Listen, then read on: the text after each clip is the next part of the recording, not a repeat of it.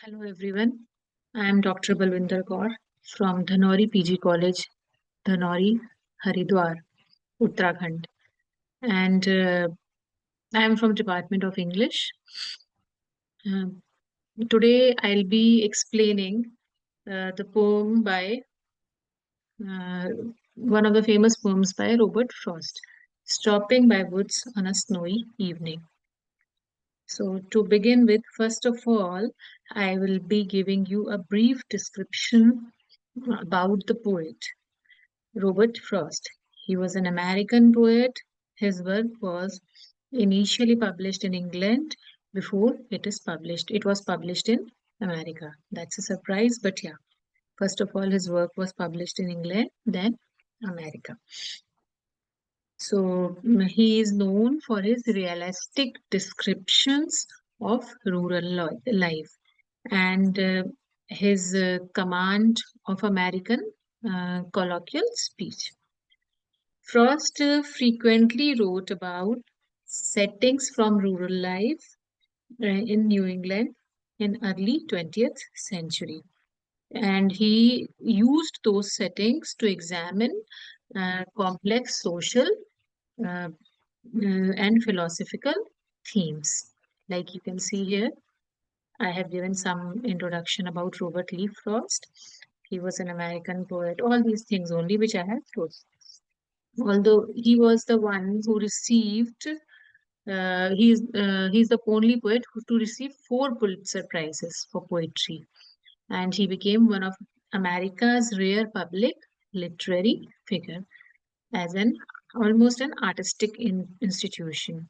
Then he was awarded the Congressional Gold Medal in 1960 for his poetic works, and on July 22, 1961, Frost was named Poet Laureate of Vermont.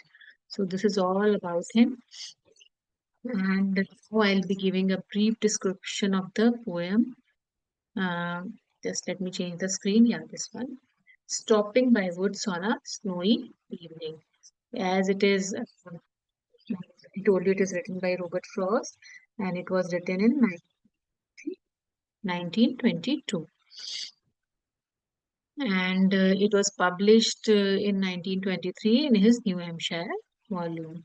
And then uh, in a letter to Louis Untermeyer, he even said, "This is my best bit for remembrance." I personally like this poem very, very much because this is very close to my heart. And I also want to be like him, like the poet is in the poem. In the same way, I also want to be like him. Now I'll start with the text. Stopping by woods on a snowy evening. Whose woods these are, I think I know. His house is in the village, though he will not see me stopping here to watch his woods fill up with snow. Like if you'll see, this is given in pen, pentamic tetrameter, iambic tetrameter, and the rhyme scheme you can see no, though, it means A, here, then again B, and snow. So no, though, snow are rhyming in one stanza, so it means A, A. So in the same way, queer, near, lake, ear. So queer, near, lake, ear. These three are queer, near, ear are three is rhyming the same. So it will be A, then lake is different, B, A. So in this way, we can assume the rhyming scheme also. So the rhyme scheme of the poem is A, and it is written in iambic tetrameter. And now I'll explain the poem. So actually, the text of the poem is about the poet only. He was just going on his cart and he stopped by the woods. And he's asking from someone we don't know. He's asking, whose woods these are? I think I know. His house is in the village though. And he says, maybe I know that his house is in the village. He'll not see me stopping here to watch his woods fill up with snow. And he'll not be here to see me. He'll not be remain here. He'll not be here to see me. Because he was all alone in the woods. He was all alone there in the woods and nobody was there to see him. and he was just enjoying the view of the woods and enjoying everything. My little horse must think it queer to stop without a farmhouse near. And he was thinking that his little horse must be thinking that it is very queer. Queer is like strange, that nobody is there and snow is falling and and the poet is standing and enjoying the view of the snow and the woods and everything.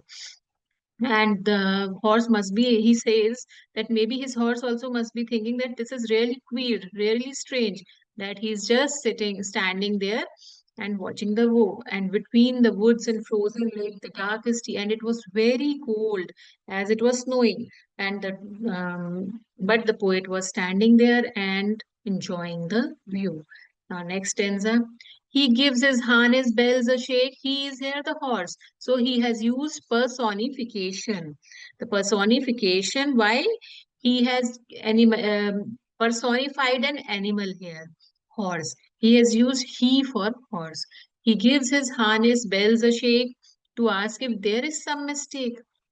And the poet then asks, the horse then asks from the poet by shaking his harness bell, the bell which is tied there on his neck, that if there is some mistake, why they are standing there. The only other sounds, the sweep of easy wind and downy flake, and only other two sounds were there, one of the blowing wind and the flakes which were downing, the downpour of the snowfall.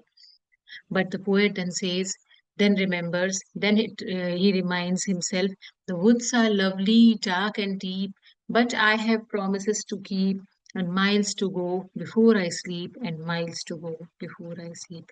So the poet here, he's saying that the woods are lovely, dark and deep, that although that enchanting woods are attracting him again and again, they are dark and deep, but he has lots of promises to keep and miles to go before he sleep and miles to go before he sleep. So this with this I end my